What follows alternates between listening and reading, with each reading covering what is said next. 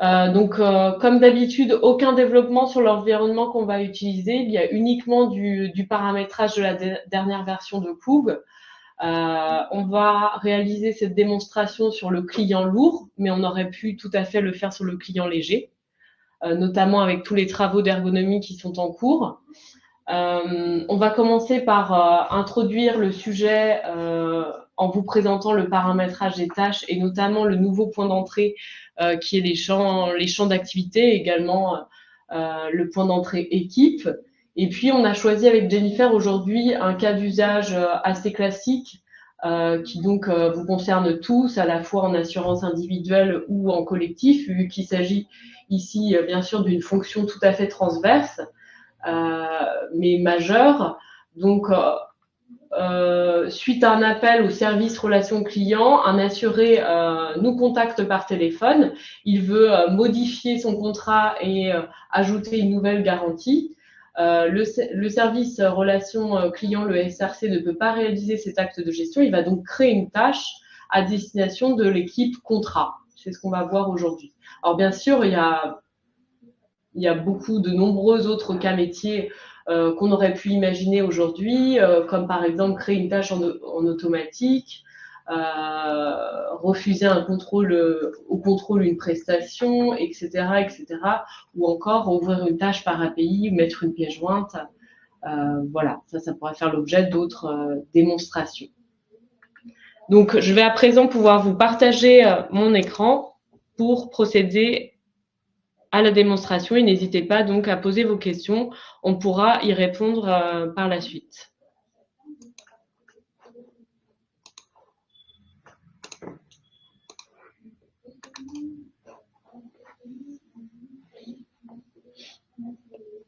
Donc, je suis, bien sûr, pour rappel, je suis sur un environnement de démonstration avec un compte administrateur. C'est pour ça que j'ai de nombreux points d'entrée dans mon menu de navigation. Je vais donc pouvoir me rendre dans le module de tâches et plus particulièrement dans la configuration, où là, on voit apparaître un nouveau point d'entrée, donc comme je vous le disais, champ d'activité. Donc si par exemple, aujourd'hui, l'objet de notre démonstration va travailler plutôt sur les contrats, mais bien sûr, on peut imaginer le même modèle sur tous les autres champs d'activité. Si je rentre dans le point d'entrée contrat, je vais pouvoir en fait ajouter des informations à la fois optionnelles et obligatoires.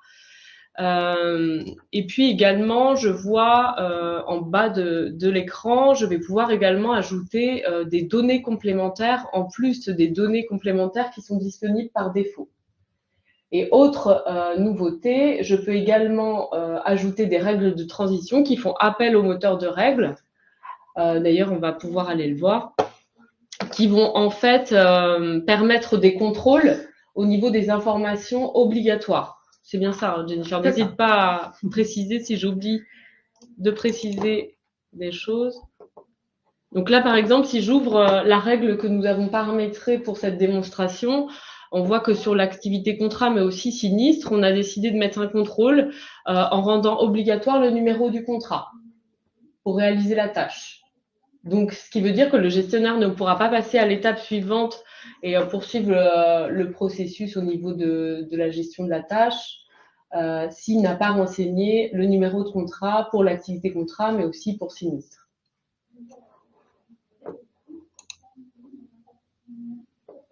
Voilà, et on peut également aussi aller voir le nouveau point d'entrée équipe, où là, en fait, on va pouvoir affecter directement à une équipe les tâches.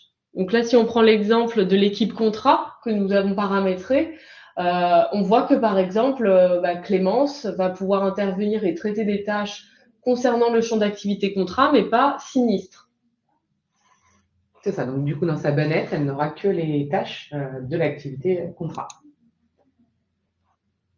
Voilà, donc on va pouvoir aller dans notre point d'entrée tâches cette fois-ci. Et donc là, vous connaissez sûrement déjà pour ceux qui l'utilisent où le module est activé, mais là, on a une vue d'ensemble sur les tâches en cours, en attente, terminées, toutes les tâches. Encore une fois, je suis sur un profil administrateur, les tâches en brouillon à affecter, en attente, en cours, et encore une fois, toutes les tâches. Donc moi, je vais créer une nouvelle tâche.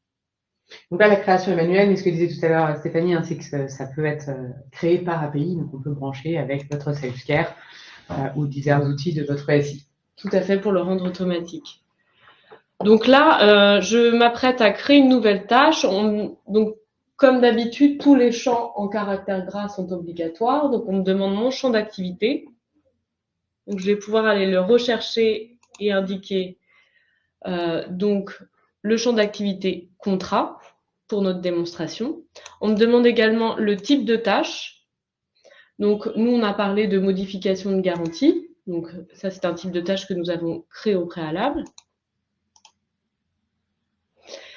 Ce ne sont pas des champs obligatoires, mais là, pour notre démonstration, je peux le renseigner. Mon canal de réception, donc comme on s'est dit, un assuré nous a contacté par téléphone. Nous sommes au service relations clients. Donc je sélectionne le téléphone. Ici, on me demande le contact, donc quel est notre assuré. Donc je vais le retrouver dans ma base. On va choisir Madame Gervais Philippine. Je valide. Et puis ici, donc c'est pas un champ obligatoire, donc soit je l'affecte, soit je choisis de l'affecter à un utilisateur en particulier, ou soit je peux le faire dans un deuxième temps. Exactement. Ou un manager peut prendre la main pour affecter. Exactement. À la personne. Donc ici, on va choisir l'utilisateur, par exemple administrateur, mais là j'ai bien accès qu'à l'équipe contrat vu que j'ai sélectionné le champ d'activité contrat. Et donc là, on peut voir après les différents statuts. Je peux également ajouter un résumé, pardon. Je suis personne ne me reprend. Donc par exemple, typiquement, Madame Gervais nous a téléphoné pour ajouter une garantie. Etc., etc. Je peux également ajouter une pièce jointe. Ici, j'ai des données supplémentaires que je peux renseigner, comme je peux repréciser le tiers et le numéro de contrat. Et puis, on le verra un peu plus tard en ce qui concerne les versions de la tâche. Et donc, les différents statuts de la tâche. Donc là, je peux par exemple cliquer sur « À traiter ».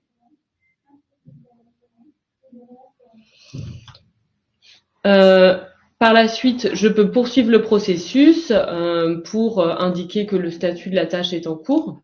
C'est ça, donc potentiellement, je me suis rapprochée de l'assuré pour lui demander des documents complémentaires. Tout à fait. Donc, je place la tâche en cours pour qu'il y ait un suivi. La tâche a bien été prise, a bien été démarrée, mais par contre, elle n'est pas encore finalisée. Elle est démarrée.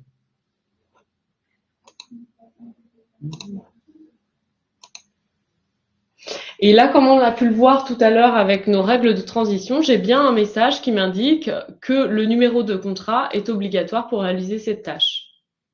C'est ça. Donc, le numéro de contrat n'était pas obligatoire à la création de la tâche. Par contre, dès lors que je passe au statut en cours, puisque c'est comme ça qu'on l'a paramétré sur notre champ d'activité, le numéro de contrat devient obligatoire. Tout à fait. Donc, je retourne ici dans mes données et donc je vais pouvoir... Je vais remettre, on peut remettre également le tiers. Je vais remettre Madame Gervais. Je vais indiquer, je vais aller récupérer son contrat. C'est là, pour pouvoir passer du coup au statut en cours.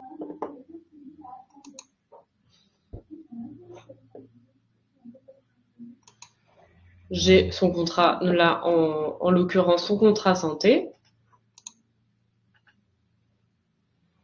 Et je vais donc pouvoir passer au statut en cours.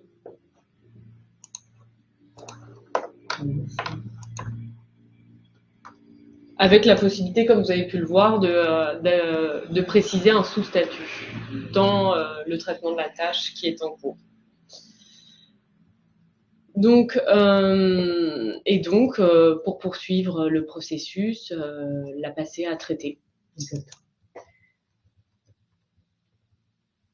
Et ensuite, la passer à compléter une fois que l'ensemble des informations a été renseigné et que l'acte de gestion Exactement. a été Réalisé en ajoutant la garantie sur le contrat de mon assuré, Madame Gervais.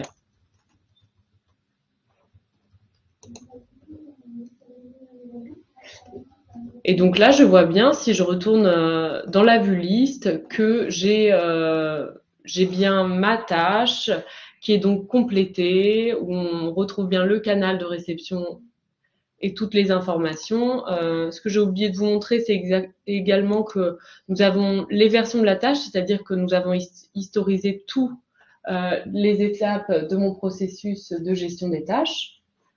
Et puis également, on peut aller voir éventuellement sur le contrat de Madame Gervais. Exactement. Donc, si par exemple, je vais dans le module du contrat,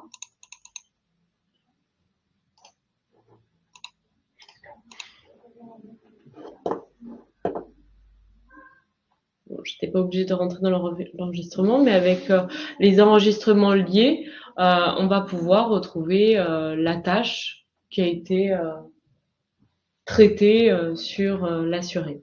Donc, enregistrement lié, si je vais dans les tâches,